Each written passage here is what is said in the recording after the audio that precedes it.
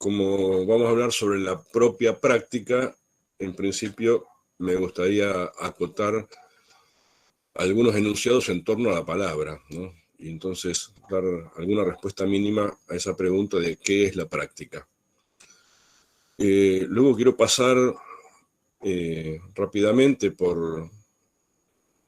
pero digo, con algunas apoyaturas, sin conceptualizar demasiado para no aburrir. Por ahí jugamos un poco con algunas imágenes, en torno a la enseñanza y su razón de ser como práctica social. Y entonces recién ahí, para cerrar, meternos con la respuesta a la pregunta, bueno, ¿por qué reflexionar sobre la propia práctica y qué tiene que ver esto con que la enseñanza sea una práctica social? Así que por ahí vamos si me quieren seguir. La búsqueda de una noción de práctica nos llevaría por niveles de distinta índole. Pero lo más fácil es ir bien atrás, bien atrás. Y vamos a encontrar en las raíces griegas una acepción de práctica que creo que nos va a venir realmente bien para esto que vamos a compartir hoy. Los griegos diferencian entre la vida teórica, una vida básicamente caracterizada por la contemplación, de la vida práctica, que es una vida caracterizada por el buen obrar. Y estos dos componentes de considerar que hay una vida teórica y que hay una vida práctica y que ambas vidas se refieren a formas de articulación de la actividad humana, ponen a las dos, la vida teórica y la vida práctica, en un mismo nivel. Y esto empieza a ser interesante a la hora de pensar qué es la práctica, porque supone pensar que la práctica no es menos que la teoría y que la teoría no es más que la práctica. Cosa que habitualmente circula, por lo menos por los pasillos de nuestras instituciones, ¿no? Solemos escuchar con mucha facilidad que la práctica es la aplicación de la teoría, un latiguillo bastante presentado por la propia voz nuestra de profes. Solemos escuchar que la práctica es iluminada por la teoría o regulada por la teoría, o solemos decir que la práctica es aquello que no es la teoría. Digo, bueno, en cualquiera de los casos, en esos tres casos, en negar la existencia de la práctica como tal, porque es aplicación, porque es la no teoría, o porque requiere iluminación por parte de ella, la práctica ocupa un lugar de subordinación respecto a la teoría. Sin embargo, este modo de verlo en los griegos, de concebir a la teoría y la práctica como la articulación de dos formas de la actividad humana, las pone, diría yo, en igualdad de condiciones. Respecto a la práctica, para los griegos hay una noble distinción entre dos formas posibles de obrar. Y allí hay en el obrar una síntesis en una sola palabra de a qué cosa nos referimos cuando nos referimos a la práctica. Se trata de un intervenir, de un obrar. Para los griegos hay una diferencia entre la intervención técnica, que en todo caso es una intervención más regulada por fuera de los sujetos, que se rige por algún tipo de reglas, y esas reglas no son puestas por los propios sujetos y por lo tanto no pueden cuestionar esas reglas, distinta de lo que podríamos llamar la intervención moral, o tal como lo toma el propio Paulo Freire, la praxis. En este caso, la praxis refiere a un obrar que produce un bien a alguien. O sea, la praxis sería algo así como una acción moralmente buena, una acción comprometida, una acción ética. Y esto es lo más hermoso de la definición, porque entonces nos está diciendo que la práctica es una intervención en el mundo, pero no cualquier tipo de intervención, no una intervención técnica, sino una intervención que produce un bien, una intervención moralmente buena, una intervención ética. Eso significa que, como intervención, la práctica es una acción dirigida y es, en todo caso, un hacer en el mundo y un hacer con el mundo, y en todo caso un hacer en el mundo con los otros y las otras. Pero insisto, no es cualquier tipo de acción. Para los griegos es una acción moralmente buena, es decir, es una acción que requiere un compromiso ético. El problema es que no siempre somos conscientes del direccionamiento que damos a nuestras acciones. Esto es, en ocasiones queremos intervenir en el mundo con los otros y las otras, con acciones moralmente buenas, pero no siempre la reflexión necesaria para direccionar la acción nos permite el tiempo suficiente para que esa reflexión nos haga actuar con sentido ético. Porque, bueno, piensen en la enseñanza, sencillamente, ¿no?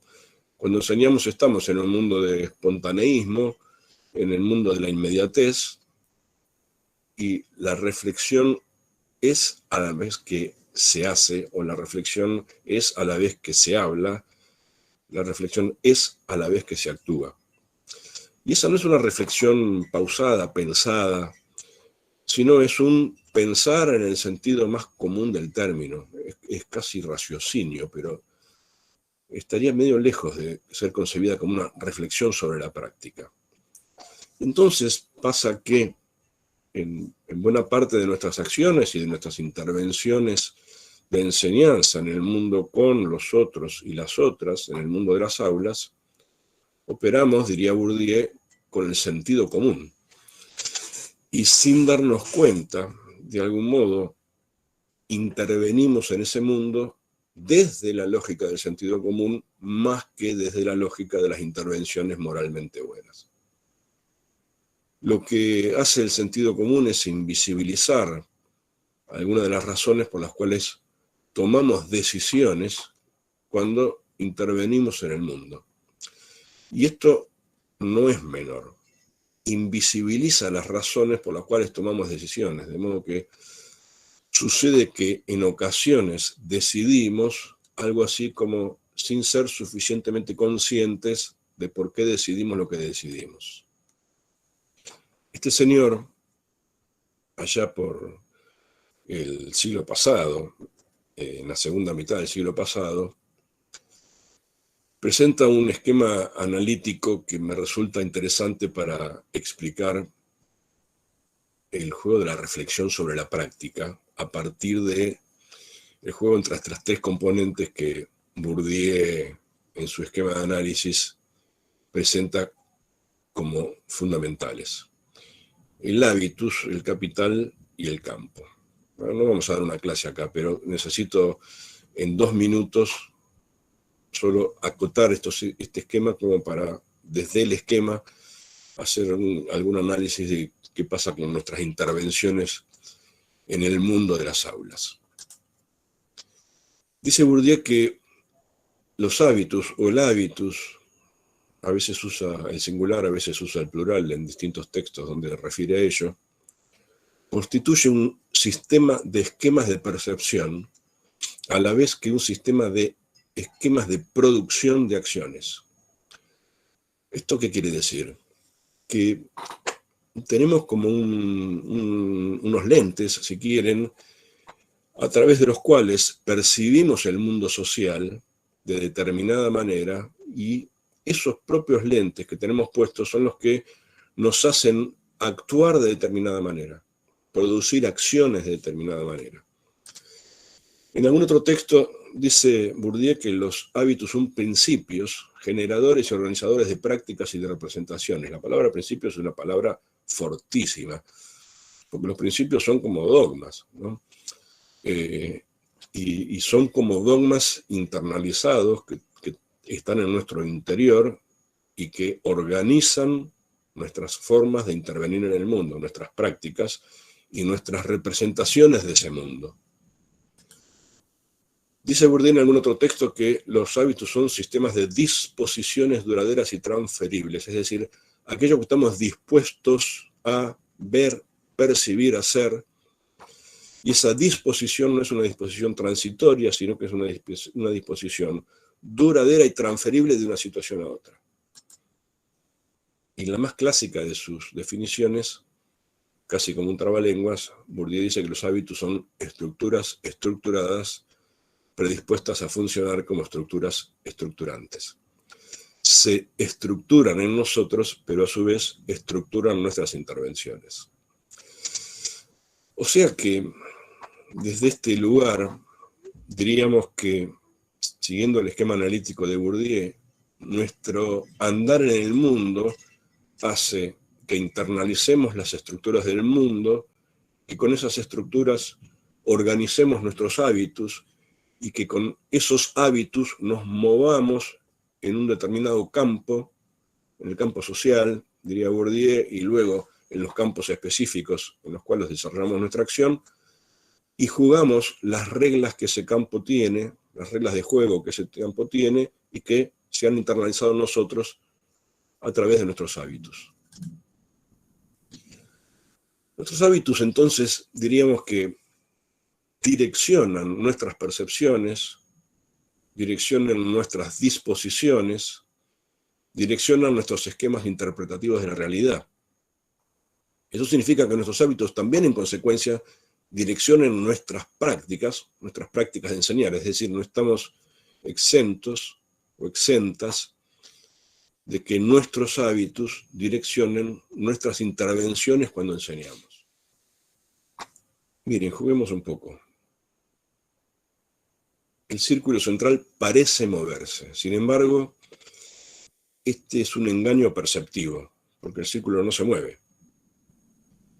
La percepción es engañada acá y tendemos a ver algo que en realidad no está sucediendo. La analogía me sirve para llevar la percepción de lo social,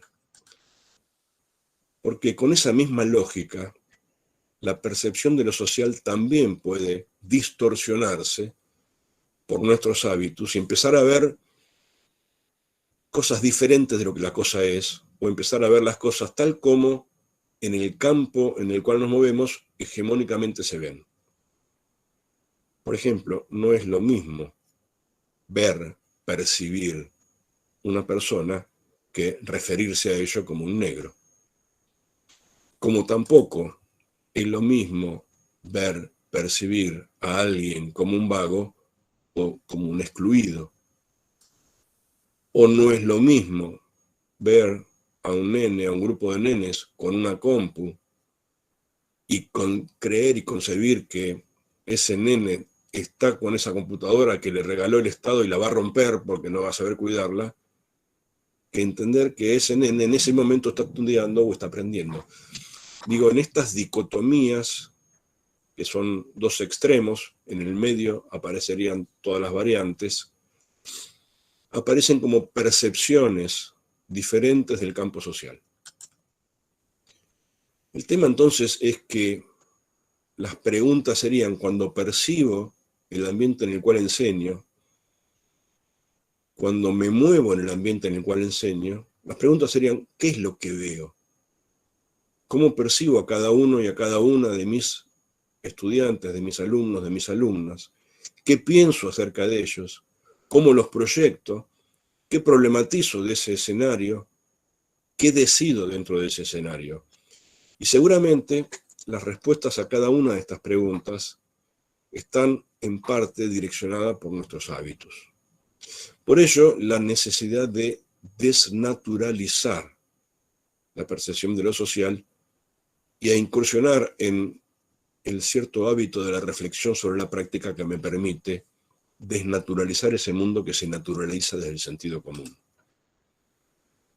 Juguemos un rato más. ¿Por qué llora? Piensa en las respuestas. Piensa en las razones por las cuales podrían estar dando una respuesta a esta imagen de una mujer llorando. Vean ahora esta imagen. ¿Por qué llora? Intenten acercar ahora respuestas referidas a por qué este hombre llora. Comparen ahora las respuestas. Probablemente hayan atribuido al llanto femenino y al llanto masculino razones diferenciadas. Si así ocurriera, la pregunta sería, ¿qué es lo que hace de nuestra vivencia en el campo social, o si quieren, siguiendo la línea argumental que vengo planteando, qué es lo que hace de nuestros hábitos que asignemos razones diferentes a uno y a otro, que asignemos razones femeninas al llanto y razones masculinas al llanto? ¿Qué les parece esto?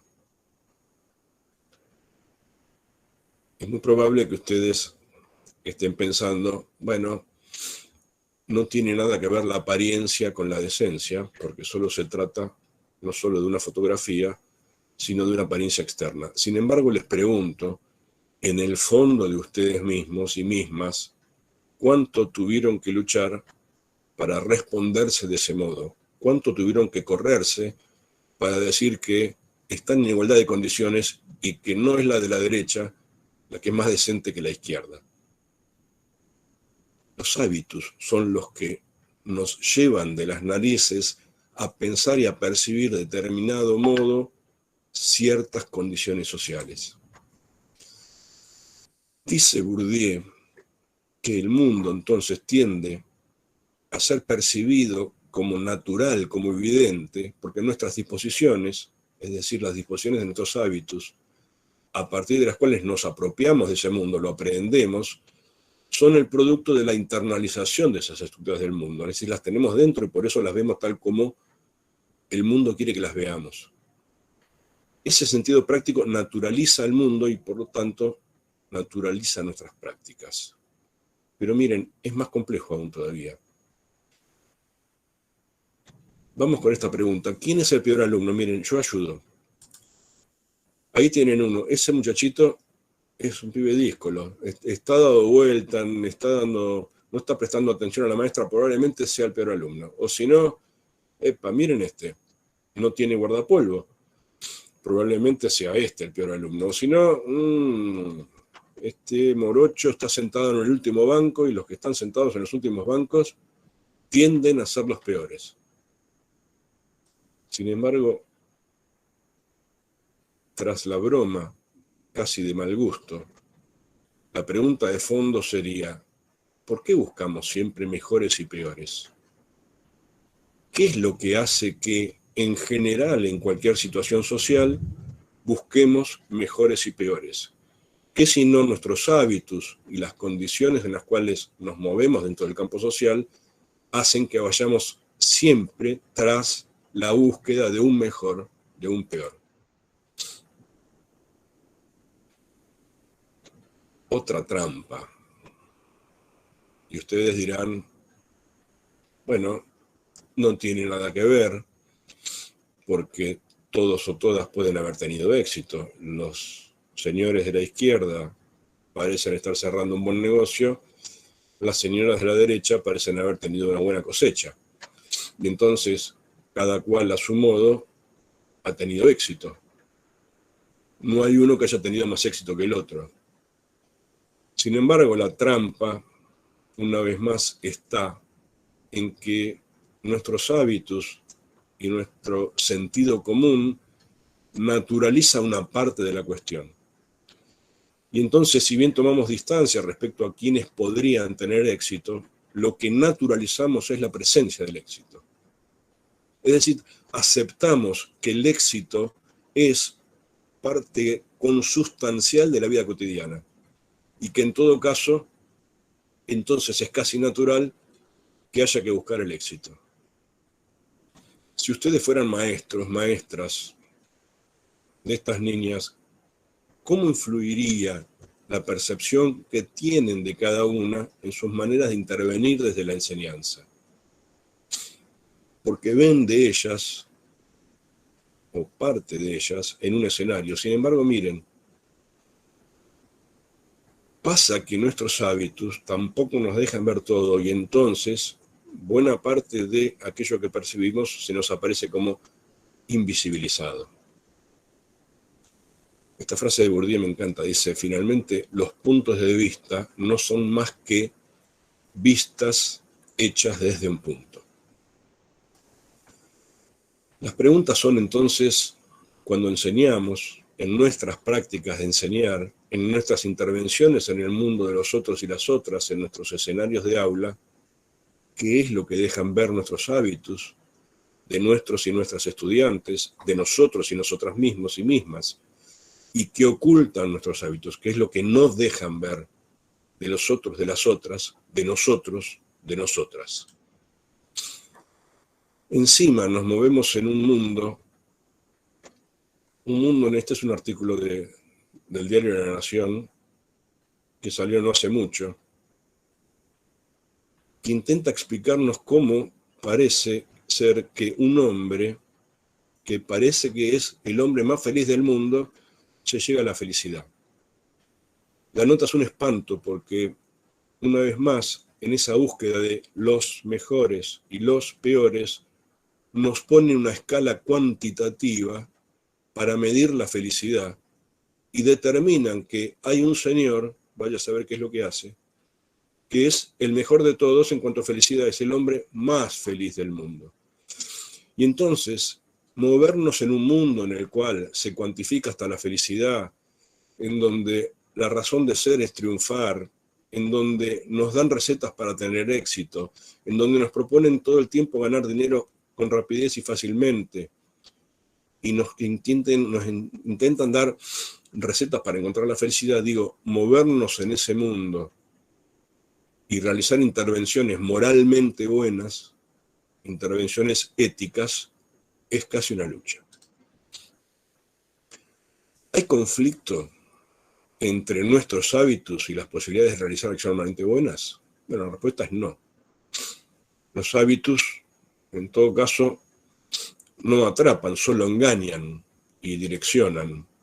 Pero eso requiere un trabajo bien constante de desnaturalizar. Por eso la reflexión sobre la práctica ayuda a visibilizar lo invisible y a desnaturalizar las intervenciones sobre el mundo. Si tuviéramos que contestarnos, entonces, ¿para qué reflexionar sobre la propia práctica de enseñar? Entonces, algunas respuestas serían para poder pensar nuestra práctica desnaturalizándola, para poder favorecer que tengamos intervenciones de praxis, es decir, intervenciones moralmente buenas, y para que podamos aprender de nuestra propia práctica, para que podamos interpelar nuestras decisiones al preparar nuestras clases y al concretar nuestras clases, para que podamos develar los supuestos que están ocultos atrás de nuestras decisiones y para que no decidamos desde el sentido común. Acá hay tres cuestiones que me gustaría ampliar, por lo menos brevemente, porque cada vez que enseñamos, decidimos, todo el tiempo decidimos cuando preparamos la clase, decidimos cuando damos la clase, decidimos en la espontaneidad cuando damos la clase, pero tras cada decisión hay un supuesto por el cual decidimos como decidimos. Cuando uno de nuestros alumnos o alumnas nos increpa porque no hicimos alguna aclaración y se encuentra sorprendido o sorprendida por algo que no estaba previsto, nuestro modo de responder responde a un cierto supuesto de la intencionalidad que tiene nuestro alumno o nuestra alumna, la intencionalidad. Es decir, lo podemos ver como alguien que está pidiendo explicaciones o lo podemos ver como alguien que está increpándonos o alguien que está inculpándonos. Eso directamente se vincula con nuestros supuestos. Es decir, una vez más, los supuestos develan los hábitos y tal como ellos están en nosotros, percibimos no solo el mundo, sino percibimos la acción de los otros y las otras. El otro, la otra, es tal como nuestro supuesto lo construye. Y esa construcción es fruto de nuestros hábitos. Les propongo cerrar con dos ejemplos de una secuencia de clase para meternos con cosas bien concretas.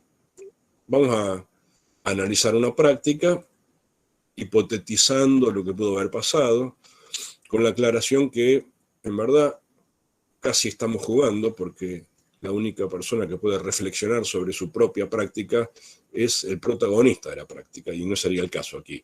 Estamos tomando la práctica de un ajeno, de una ajena. Miren, esto sucedió en un 5º grado. Es una secuencia que apenas dura 5 minutos. La docente le solicita a los alumnos y a las alumnas que saquen unas hojas cuadriculadas de las carpetas porque va a realizar una tarea.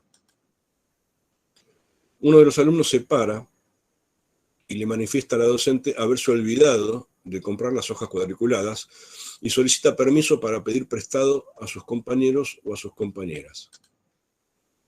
La docente lo impide, afirmando algo así como: mira, cada uno es responsable por sus propios materiales, ahora cero en el cuaderno, en tu casa cuando llegas lo pasás, si no, cada vez que te falte algo, el problema te lo tiene que solucionar otro.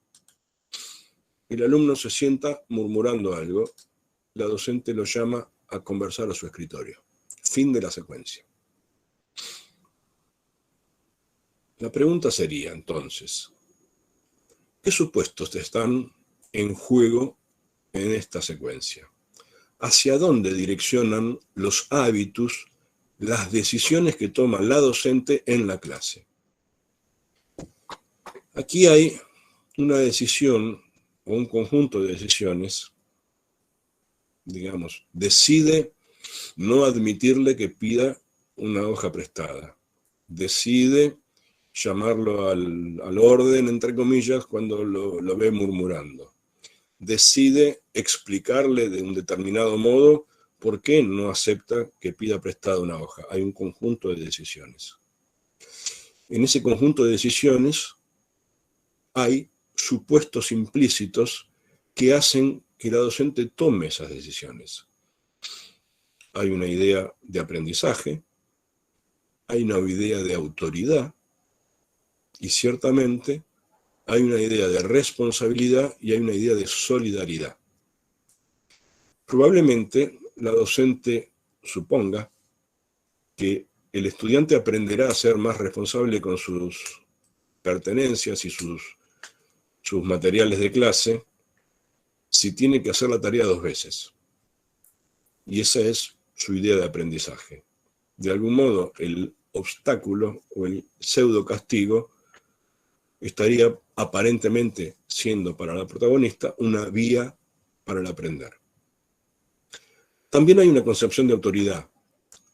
Hay algo que la docente considera que por la autoridad que tiene puede direccionar en la conducta del otro, en este caso del alumno, porque es la autoridad, puede decir sí o no, tiene el poder de decidir. Esa autoridad, conferida por la autoridad formal y asumida por la autoridad formal, es un supuesto que, en este caso, le permite, de acuerdo a su concepción y a su manera de percibir la situación, le permite cercenar una conducta que el estudiante de por sí estaba proponiendo realizar. Probablemente lo que más pueda preocuparnos es por qué en esta secuencia, habiendo un conflicto de valor, se decide por uno y no por el otro. Porque hay un conflicto de valor. Hay 2 valores positivos puestos en juego. La responsabilidad de tener los materiales necesarios para resolver las tareas escolares, y la solidaridad, que alguien venga en mi ayuda cuando yo tengo una necesidad. ¿Por qué la docente hace primar el valor de la responsabilidad por sobre el valor de la solidaridad? ¿Qué es lo que hace en ella actuar de este modo, preservando la conducta responsable por sobre la conducta solidaria? ¿Por qué hizo primar el valor 1 por sobre el valor 2? ¿Por qué si el propio estudiante daba la solución no dejó que el estudiante o el grupo de estudiantes resuelvan la cuestión? ¿Por qué la resolvió ella, que no era la parte interveniente en el problema? Tiempos de neoliberalismo. Hay un evidente intento por naturalizar las ideas neoliberales en la educación y de anclarlas en el sentido común. Estas ideas, entre otras, se sostienen en la mercantilización de la educación y en su consideración como un bien de consumo, en la desvalorización de la educación pública, en la desresponsabilidad del Estado, en la dessindicalización de la docencia, en la competitividad, en el individualismo, en el culto a los poderosos y poderosas, en las visiones uniformes y excluyentes, en la negación de ciertos derechos y en la exaltación de otros, en la legitimación de las desigualdades, en la privatización y en la negación de lo público de cualquier mecanismo de distribución, en el valor dado al emprendedorismo por sobre el cooperativismo, en el desprecio del medio ambiente escondido bajo un discurso proteccionista. Me pregunto cuántos de estos principios neoliberales están naturalizados y aceptados como normales en la decisión que toma la docente. No, ahora hacelo en el cuaderno, cuando llegás a tu casa lo pasás, sino cada vez que te falta algo, el problema te lo tiene que solucionar otro. ¿Para qué reflexionar sobre las propias prácticas de enseñanza en tiempos de neoliberalismo para no aceptar como naturales los principios neoliberales, para hacer de nuestra práctica una práctica más ética, más digna, más solidaria con los otros y las otras, para hacer del mundo cercano un espacio compartido más libre, más justo, más inclusivo, más pleno de derechos? Les cuento la última. La docente solicita, otra docente es esta, porque esto sucede en un segundo grado, le solicita a los alumnos y a las alumnas que realicen una cuenta y les entrega una fotocopia que tiene un círculo con 12 caramelos, otro con 3 y un tercero con 6. Y este enunciado: tengo una bolsita con 12 caramelos que traigo a la escuela. En el recreo me como 3 y al llegar a mi casa mi mamá me regala 6. ¿Cuántos caramelos tengo ahora en mi bolsita? La docente le solicita a sus alumnos y alumnas que realicen la cuenta y que pinten muy lindos los caramelos. Avisa que los 5 primeros o primeras en entregar recibirán un muy bien 10 con una carita contenta. Un alumno lleva su cuaderno a corregir sin haber pintado los caramelos. La docente le pone el muy bien 10 y le pinta la carita contenta. Otro alumno protesta porque la maestra le puso el 10 a su compañero, pero los caramelos no estaban pintados. La docente justifica su accionar diciendo, bueno, no importa tanto el dibujo, lo importante es que la cuenta está bien hecha. Tiempos de neoliberalismo.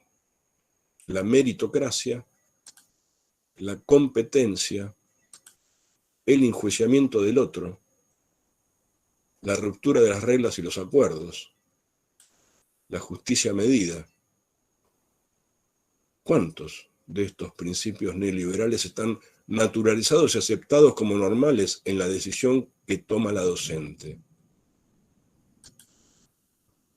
¿Para qué reflexionar sobre nuestras propias prácticas en tiempos neoliberales para visibilizar las decisiones que en nuestras prácticas direccionadas por el sentido práctico se nos invisibilizan, para no quedar atrapados en discursos hegemónicos y en las visiones unilaterales de la realidad? Ahora encima hemos sumado discursos de odio. La presencia del odio es constitutiva del neoliberalismo, porque el odio excluye, el odio discrimina, el odio busca silenciar y aniquilar. Hoy Jorge Alemán, un psicoanalista que está radicado en España, suele escribir en Página 12, hoy escribe en Página 12, en un reportaje, escribe, en verdad, dice, y el periodista transcribe, algo que me llamó mucho la atención y que se los traigo aquí porque me impactó fuertemente. Dice Alemán, la ultraderecha es una agenda, no un partido político. Está dispuesta a llevar adelante la destrucción de todos los lazos sociales, del sujeto, y transformar toda en una especie de performance y entrenamiento para que unos puedan entrar al mercado y otros queden afuera. En tiempos en que circulan entre nosotros, ya no solo como naturales ideas neoliberales, sino que esas ideas neoliberales se extreman en discursos de odio que buscan aniquilar, que buscan silenciar, que buscan excluir, en tiempos en que eso pasa a ser parte del sentido común, en el cual algunos nos dicen, es mi libertad, hago lo que quiero, en medio de un lazo social roto, destruido, en donde alguien puede argumentar, es mi libertad, hago lo que quiero, y ese querer supone silenciar, excluir, discriminar o aniquilar, en tiempos en que esto sucede, más que nunca requerimos, necesitamos, urgimos de intervenciones éticas en el mundo, de hacer un bien, de enseñar, pero no enseñar de cualquier manera, que nuestra enseñanza no sea una intervención técnica, prolija, planificada, que nuestra intervención de enseñanza sea una intervención que haga bien a otro, que haga bien a otra, porque en tiempos de neoliberalismo, vale la pena repetirlo, necesitamos hacer de nuestra práctica una práctica más ética, más digna, más solidaria con nosotros y las otras, para que este mundo cercano sea un espacio compartido, más libre, más justo, más inclusivo, más pleno de derechos. Muchas gracias por la escucha. Entonces, estoy convencido que en verdad el camino de la mejora de la enseñanza tiene en las prácticas reflexivas uno de los caminos más genuinos. Yo suelo decir que la capacitación de cursos temáticos está bien, viene bien, todo lo que se haga viene bien, por supuesto, pero lo que moviliza el verdadero cambio, la mejora en la intervención, es una reflexión genuina sobre la propia práctica, porque lo que nos pasa en general es que no visibilizamos ciertas cosas que son los obstáculos más serios que tenemos a la hora de enseñar.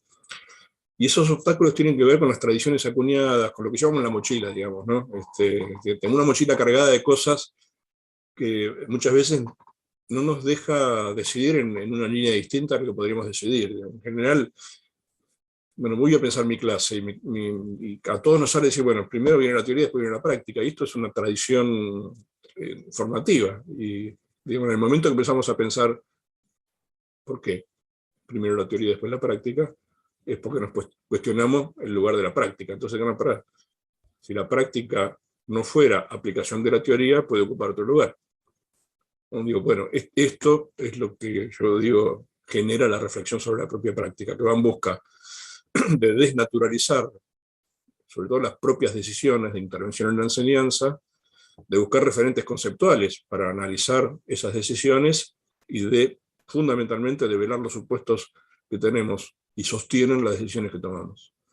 Esos supuestos son los que se oscurecen, ¿no? a la luz y no aparecen con facilidad, y entonces hurgar en esos supuestos que tienen que ver con las representaciones, que tienen que ver con nuestros hábitos, que tienen que ver con internalizaciones no visibles, digamos, de algún modo no tan fácilmente visibles, suponen un trabajo también metodológico, reflexivo, y no un trabajo ocasionalmente reflexivo. Metodológico significa que, bueno, reflexionar es un trabajo metodológico, y no es algo, porque reflexionar, eso lo decía John Dewey, reflexionamos todos. Y bueno, sí, sin duda, todos reflexionamos, pero bueno, estamos hablando de un tipo de reflexión distinta. Es una reflexión direccionada, es una reflexión que tiene una intencionalidad bien en concreto y que va en busca de ciertas cosas. No es pensar por pensar, y no está sostenida ni en la descripción ni en la periferia de la enseñanza, ¿no? Seguramente en Río Negro debe haber pasado, aquí en la provincia de Buenos Aires, hace unos años que se puso de moda suspender las clases para que nosotros, los docentes y las docentes, hagamos jornadas de reflexión sobre la práctica. Y lejos están de serlo. Primero porque los ámbitos institucionales son totalmente inadecuados para esas cosas, ¿no? Pero digo, en segundo lugar, son jornadas de catarsis sobre la práctica. Eso es otra cosa. Digo, hacer catarsis y es una descripción de lo que nos pasa, no es una jornada de reflexión sobre la práctica, ¿no? La reflexión sobre la práctica, esto lo decía Paulo Freire, la verdadera educación es acción y reflexión del hombre sobre el mundo para transformarla. Digo, acción y reflexión. O sea, la verdadera reflexión incluye, de algún modo, el compromiso con la acción. Y en el caso de la reflexión sobre la propia práctica, es la acción en búsqueda de una alternativa distinta a la decisión tomada. A veces para experimentar, a veces para probar, otras veces para no meter la pata cuando la metemos sin darnos cuenta, que es lo que nos ocurre la mayoría de las veces. No hace mucho observé una clase que tengo volcada en una crónica que utilizo, bueno, no hace mucho, hace un par de años ya, ¿no? Con mis estudiantes, una clase de Derecho a la Educación, dada en un ciclo introductorio a varias carreras del campo de la ingeniería. Y la clase formalmente estaba bien armada. Esto es, hola, vengo, entro, saludo, recupero contenidos de la clase anterior, hago una presentación genérica, paso un PowerPoint con nociones conceptuales, pongo a los estudiantes a trabajar en preguntas en grupo. Pero las preguntas son conceptuales, ¿no? Entonces, digo, con mis estudiantes luego analizábamos la clase y decíamos, bueno, ¿hay buena enseñanza?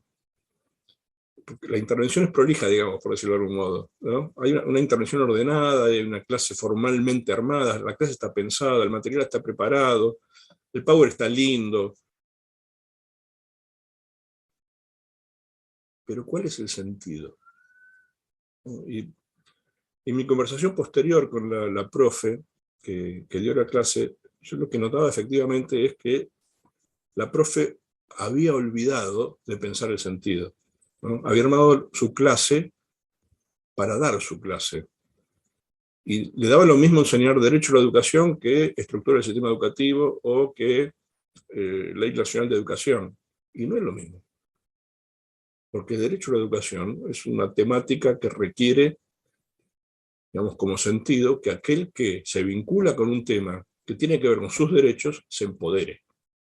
Y para empoderarse tiene que ser el vocero de la clase. Y ahí los que tenían que hablar eran los y las estudiantes, no los profes, ¿no?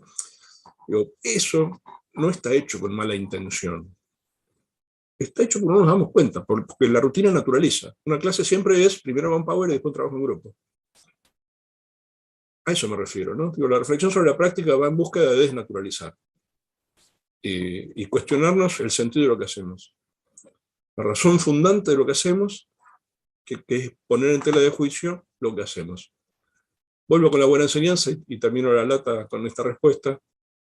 La buena enseñanza, digo yo, tiene mucha razón Fetesmayer cuando dice, bueno, sí, una intervención que suponga el trabajo con un contenido que tenga razón epistemológica y moral, ¿no? Entonces, que tenga validez epistemológica y tenga sentido moral. Sin duda, coincido con ese punto de vista. Digo que la práctica, que es nuestro trabajo, la práctica de enseñar, la práctica como práctica, casi les diría Aristóteles puro, supone una intervención en aras del bien. Y enseñar es hacer un bien. Y esa es como la banderita que me parece que debe direccionar las intervenciones, ¿no? ¿Qué hago cuando enseño? Busco el bien del otro y la otra. Y el bien nunca es el contenido en sí mismo, ¿no? Digo, el contenido es una forma de acercarnos en algo que nos une en común con los y las estudiantes, que es la formación, pero en sí mismo no es el sentido. La intervención busca que el otro y la otra sea más feliz, tenga una vida más digna, participe de una sociedad más justa, contribuya a la distribución de la riqueza de manera equitativa. Digo, un mundo con más equilibrio. Hacer un bien es sumarse a el movimiento de la búsqueda de un equilibrio en todo sentido en un mundo que es desparejo, ¿no? Y entonces, digo, la enseñanza siempre tiene como una direccionalidad ajena al contenido en sí, que no lo deja de lado, pero que, digo, enmarca la razón formativa en un sentido un poco más amplio. Y ese sentido es el que creo que hay que tensionar cada vez y para siempre, ¿no? Porque digo, allí es donde se juega la cuestión de fondo, digo, lo que hacemos cada uno y cada una de nosotros. Digo, me parece que tenemos que construir algo en relación a la reflexión sobre la propia práctica sin un otro y sin una otra. Porque si bien es cierto que el camino es complejo, prefiero hacerlo a medias a esperar que siempre tener un otro o una otra, porque no siempre es fácil encontrar un otro o una otra autorizada, ¿no? ¿Qué dice Gloria cuando dice reconstruir críticamente la experiencia? El tema de la reflexión sobre la práctica tiene como varias vetas conceptuales, ¿no? La primera beta conceptual es la que diferencia la reflexión en la práctica de la reflexión sobre la práctica, ¿no? Ahí tendríamos, qué sé yo, como basal a John para la reflexión en la práctica, ¿no? ¿Qué dice John? Bueno, puedo reflexionar en la práctica misma, o después Philippe Pernoud, que desagrega casi técnicamente la propuesta de John, ¿no? Y dice, bueno, puedo reflexionar sobre la acción, pero también puedo reflexionar sobre la estructura de la acción, lo complejiza de manera interesante, pero lo complejiza. Bueno, digo, una cosa es la reflexión en la acción y muy ligada a la idea de pensamiento práctico que es trabajada por John, en donde la cuestión empieza a centrarse en torno a una propuesta curricular que fomente el practicum de John, digo, ¿no? Que fomente el trabajo con los problemas profesionales para que, en la medida que me vinculo con problemas profesionales y actuando sobre ellos, en un ejercicio reflexivo, a medida que interactúo con el problema mismo, vaya construyendo mi conocimiento práctico. Es hasta una variante de las prácticas reflexivas centradas más en el en que en el sobre. En cambio, Gloria, y coincido, digamos, en esta segunda, en este punto, me gusta más, digamos, eso, no es que haya que optar por una u otra y desecharla a la siguiente, ¿no? Pero digo, soy de los que me interesa más el trabajo de la reflexión sobre la práctica, que es la reflexión sobre el pasado, es decir, sobre lo que hice, ¿no? La reflexión sobre la práctica es volver sobre mi clase recién dada. Volver sobre mi clase recién dada es algo así como, metafóricamente, sentarme en la butaca del cine y pasar mi película de la clase y reconstruirla. Pero la reconstrucción crítica no es una reconstrucción solamente descriptiva. Yo necesitaría, ojalá pudiera pasar la película, efectivamente, porque me sería más fácil reconstruirla, ¿no? Digo, bueno, eso no es posible, pero no solo requiero repensar descriptivamente lo que hice, sino fundamentalmente repensar críticamente lo que hice, lo cual supone cuestionar lo que me estoy describiendo. Le dije a mis estudiantes, hola, buen día. Ok. Luego les dije, hoy vamos a trabajar un tema muy importante. Luego les dije, quiero que me escuchen bien. Y luego hablé sin parar media hora. Eso es descripción, ¿no? Ahora, en la medida en que empiezo a cuestionarme, digo, ¿por qué hice referencia a la importancia del tema en un tema en donde yo fui el expositor? Cuando me hago esa pregunta, empiezo a ahondar en mis supuestos, ¿no? Digo, ¿no estaré diciendo que lo único importante es lo que yo digo? Y no solo no estaré diciendo, no lo estaré creyendo, entonces, que lo único importante es lo que yo digo. Digo, cuando llego a ese nivel de interpelación propia, es que pongo en juicio crítico la experiencia. Y la reconstrucción crítica va, digo, en ese sentido, de algún modo, ¿no? Es reconstruir descriptivamente lo que sucedió sin aceptarlo como naturalidad, sino empezar a ver qué hay acá. ¿Qué hay acá en lo que dije? ¿Qué hay acá en lo que decidí? ¿Qué hay acá en lo que hice? Dudando, de algún modo. Deteniéndome en algunos indicios. Hablé media hora. ¿Por qué nadie me interrumpió en esa media hora? ¿Qué hay que nadie me interrumpió? ¿Es que no invito? ¿Es que no quiero? ¿Es que no deben? Digo, las respuestas a esa duda tienen que ver con mis ideales, ¿no? Porque después me digo, Yo soy un docente que fomenta la democracia en el aula, la participación en el aula, que considero que el conocimiento debe ser construido, que en verdad el aprendizaje colaborativo es para mí un ideal, pero yo vine, saludé a mis estudiantes, les presenté el tema y hablé media hora. Entonces, entre mis adhesiones teóricas y mis decisiones prácticas, parece haber alguna incongruencia. Esto es lo que pongo en tela de juicio. Lo pongo en tela de juicio recuperando la experiencia, o sea,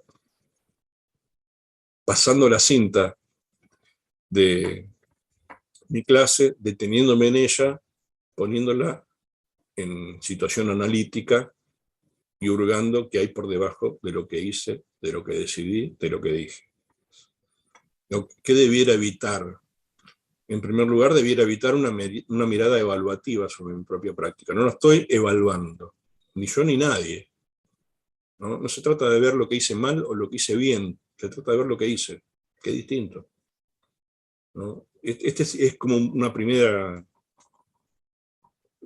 advertencia. Las miradas que pongo cuando reconstruyo críticamente la experiencia. No es ni una mirada evaluativa, ni una mirada autojustificativa, ni una mirada descriptiva, ni una mirada emotiva. En síntesis sería, no digo si estuvo bien o está mal, no me autojustifico diciendo lo hice esto porque tal cosa, no cuento cómo me sentí, y no me quedo en solo reconstruir lo descriptivo. Digo, no es que yo excluyo, lo evaluativo lo excluyo completamente, pero digo, no me centro en las sensaciones como objeto, ¿no? Pero la mirada es analítica, y es un ejercicio que compromete lo emocional, pero que es bien cognitivo en este sentido, es casi racional, para decirlo brutamente, ¿no? Y por eso insisto con que es de algún modo metódico, ¿no? El trabajo de reflexión sobre la práctica. ¿Sobre cuál es el tema? El objeto de la reflexión. El ámbito es la clase, sin duda. La reflexión sobre la clase, fundamentalmente. Puedo reflexionar sobre mi práctica docente, o sea, mi trabajo, más que mi enseñanza, sí también, pero la reflexión sobre la propia práctica tiene que ver con lo que hacemos, y lo que hacemos es enseñar, ¿no? Entonces, ese es el eje. No descarto otro, pero creo que ese es el eje. El objeto es la clase, y si me quiero meter, son las decisiones de la clase, las decisiones de enseñanza en la clase, o sea, las intervenciones que decido en la clase. ¿Puedo seguir con una serie de pasos? Sí. ¿Debo cumplirlos? No. ¿Y cuáles serían los pasos que podría no cumplir? Primero, no fragmentar mi clase, o sea, meterme con la clase como un todo. Entonces, ver la clase bajo la pregunta, ¿qué pasó acá? Y no, a ver, en el momento de inicio de la clase, cuando yo empecé a tratar de recuperar los saberes previos, en ese momento, y detenerme sobre una parcela, porque primero que no voy a terminar nunca de hacer un ejercicio reflexivo si voy así como recorriendo minuto a minuto, ¿no? Y entonces la captación del todo, o tomar, Gloria dice, la estructura global de la clase, ¿no? Pero refiere a eso, y contestar la pregunta, ¿qué pasó? Y cuando yo contesto la pregunta ¿qué pasó? Estoy ciertamente viendo el todo, ¿no? Porque ahí tengo ciertas sensaciones, o sea, mejor, me gusta más decir intuiciones, ¿no? Sobre lo que pasó. Más luego, en eso que pasó, hay algo que es el nudo, con el cual vale la pena meterse. Esto también lo dice Gloria. Una clase invita a ser analizada, dice ella, desde algún lugar, no desde todos los lugares. La clase no es una grilla que se llena con cruces, ¿no? Al estilo de lo que se suele usar en la formación docente, ¿no? Recuperó los saberes previos, mucho, poco, nada. Dio participación en el grupo, mucho, poco, nada. Coordinó la actividad, mucho, poco, nada. Hizo preguntas, generó una reflexión, mucho, poco, nada. habilitó el diálogo, mucho, coordinó la actividad grupal. Bueno, eso es una grilla que no sirve para nada en términos, yo digo que de nada, pero bueno, a veces soy exagerado, entiendo que soy exagerado, pero en términos reflexivos no sirve para nada. No, sin duda, no promuevo la reflexión del otro y la otra, devolviéndole la evaluación de la clase en una grilla que fragmenta toda la clase. Dice Gloria, la clase invita a ser analizada desde un lugar y estaríamos ahí con el nudo problemático, ¿no? Donde hay un nudo problemático, algo que amerita detenerse. El ejemplo que daba hace un ratito, de hablé media hora, o el anterior que di respecto, empecé con la teoría, después seguí con la práctica, podrían ser dos nudos problemáticos distintos en dos clases. Meterme con algo que esa clase especialmente me llama. Entonces, si primero capto el todo y luego elijo un nudo por donde entrarle, a mí me parece que el trabajo que sigue es objetivar las decisiones que tomé en relación a ese nudo, ponerlo sobre la mesa, porque nunca crean que es tan obvio, qué decidí, sobre todo qué decidí antes y qué fui decidiendo durante el momento, porque jugamos siempre con dos decisiones, dos tipos de decisiones. Me gusta llamarlas las decisiones pre-clase y las decisiones en clase. Decidí antes, porque pensé algo antes, y necesariamente decido todo el tiempo durante, ¿no? ¿Qué decidí? Sobre todo las que decido durante, si no las pongo sobre la mesa, se me pasan de largo. Probablemente las que decidí antes las tenga claritas, pero las que decidí durante, digo, yo decido en qué momento corto el diálogo. Cuando digo, bueno, basta, y paso a otro tema. Digo, esas decisiones, ¿no? Que son las que tomo in situ, son las que hay que mirar con algún detenimiento. En torno al eje que elijo para analizar, que todo no puedo abarcar, ¿no? Digo, objetivar las decisiones, esto, ponerlas sobre la mesa. Luego interpelarlas, es decir, desnaturalizarlas. ¿Por qué decidí esto? Y finalmente llegar al fondo de la cuestión si puedo. Que es, bueno, ¿qué supuesto hizo que yo decida de este modo? ¿Qué es lo que me hizo, luego de yo hablar media hora y habilitar 5 minutos la palabra, decir, bueno, basta, ahora vamos a trabajar en grupo?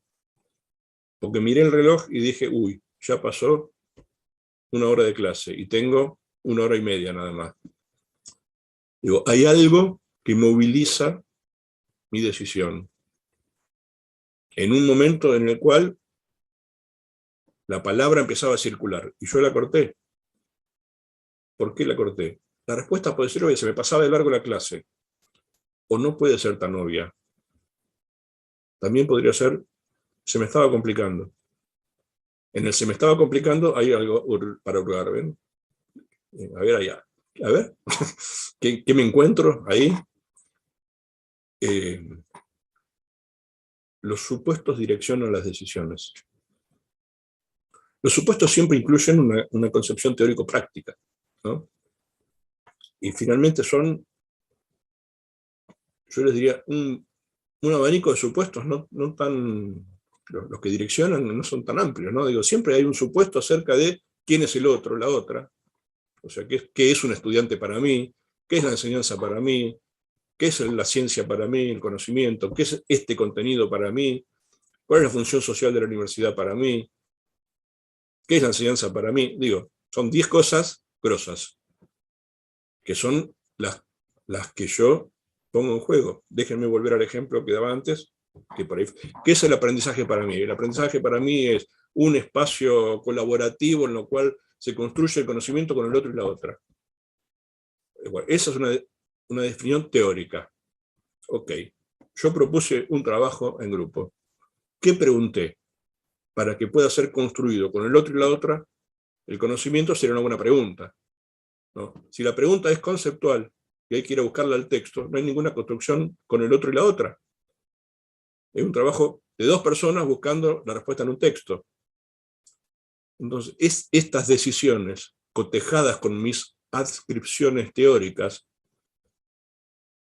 son lo que pongo en duda. Mas el supuesto no solo tiene mi definición teórica, porque también tiene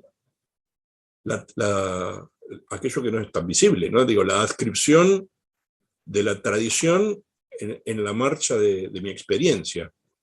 Y entonces me lo interpelo también. ¿Qué fue el aprendizaje para mí en mi propia experiencia? Acopiar, juntar conocimiento, así me formé, ¿no? Y en mucho, memorizar. No fue un compromiso con el otro y la otra, no fue un compromiso social. Yo me formé pensando que aprender era saber yo, mucho, y saber lo que decía un texto. Bueno, digo, seguro que yo, cuando hago propuestas de enseñanza, eso me juega. Y está en mi supuesto de aprendizaje. O sea, más allá de mi adscripción teórica, tengo también una adscripción práctica. Son las que tensiono cuando me empiezo a conocer y las que tensiono en función de las decisiones que tomo. Entonces mi reflexión sobre la práctica llega a donde quiero que llegue. Ahí, ¿ve? Otra vez caí en que hice preguntas que se contestan directamente de un texto, cuando en verdad yo creo que el aprendizaje es otra cosa, más me dejé llevar por lo que en mi historia personal, en mi propia biografía, en general en las tradiciones del sistema universitario, es el aprendizaje, que es saber lo que dice en el campo de las sociales, hablo, que es donde nos estamos moviendo, ¿no? Por ahí en las campos de las ingenierías no se hacía otra cosa. Digo, en nuestro campo hay que leer el autor, hay que saber lo que dice el autor, hay que reproducir lo que dice el autor. Bueno, ninguno de nosotros teóricamente adscribe a eso. No desechamos la teoría, pero no decimos que saber sea eso.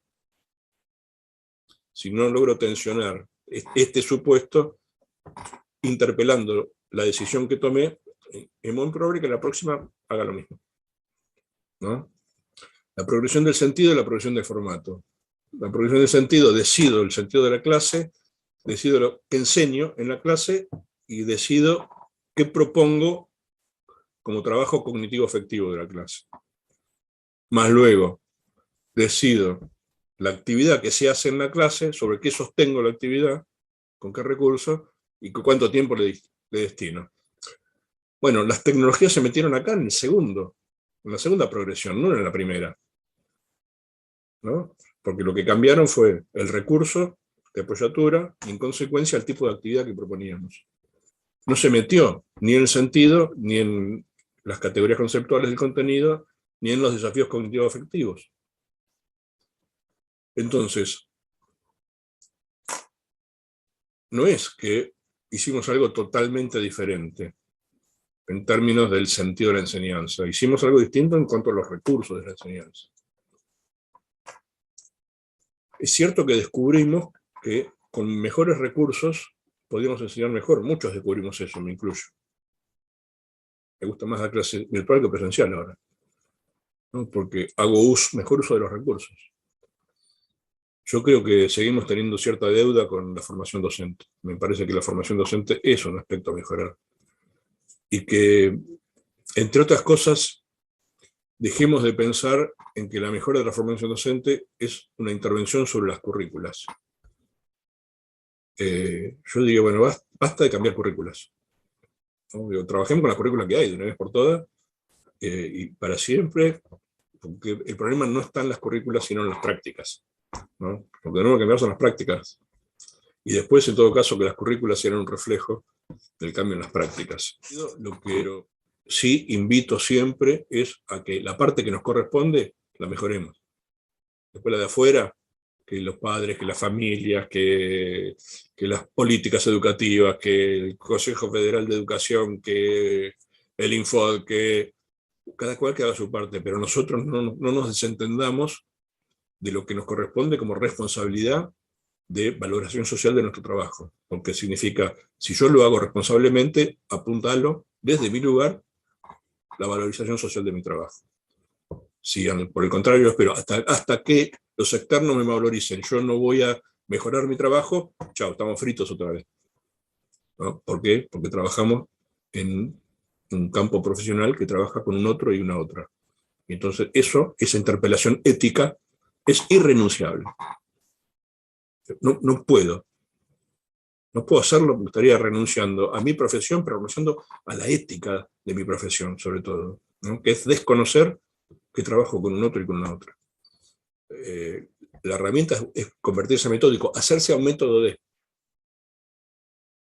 Busquen un método. ¿Cómo hago mi reflexión? ¿Qué tomo? Y jueguen, digo, bueno, interpelo mis decisiones referidas a contestar preguntas. Y enganche con eso. Y otro día digan, interpelo mis decisiones referidas a proponer tareas. Y otro día digan, interpelo mis decisiones referidas a contar cuentos. El modo de empezar es agarrar un cachito y meterse desde ahí. Y después, el hábito que uno se va incorporando se puede generalizar, ¿no? Pero un modo de entrar, una herramienta sería eso. Digo, sigan esa secuencia, ¿no? De no perder la totalidad, tratar de buscar un nudo problemático, pero después objetivar la decisión, interpelarla, tratar de hurgar en el supuesto que subyace, son cinco cosas, ¿no? Totalidad, nudo problemático, objetivar decisión, interpelar decisión, descubrir, no sé cuál sería el verbo ahí, los supuestos que subyacen. Empiecen por una parcela, y esta sería, creo, para mí una buena herramienta. Insisto que la definición de lo que yo entiendo por enseñar está muy ligada a hacer un bien. Entonces, no puedo desprenderme de mi trabajo. Trata de que un otro o una otra, sea 1, 10 o 200, sean más felices, tengan una vida más digna, puedan ser más libres, construyan una sociedad más justa. En el aula voy por ahí. En el gremio voy a la marcha. Voy a la asamblea. Soy afiliado. Pero como que en cada ámbito tiene un estilo de lucha distinto. Mi lucha en el aula es una lucha por la ética. Y la hago con quien estoy trabajando, que son mis estudiantes. Dice, quisiera estar a tu lado y tan solo callar. Hacer el rito del silencio. Construir el monumento a la garganta muda. Tan solo si pudiera mirar por las endijas y pedirte que vos tampoco hables y que griten los gestos, que las facciones de la cara parloteen, que el entrecejo se ponga dicharachero, pero que los labios cierren sus compuertas.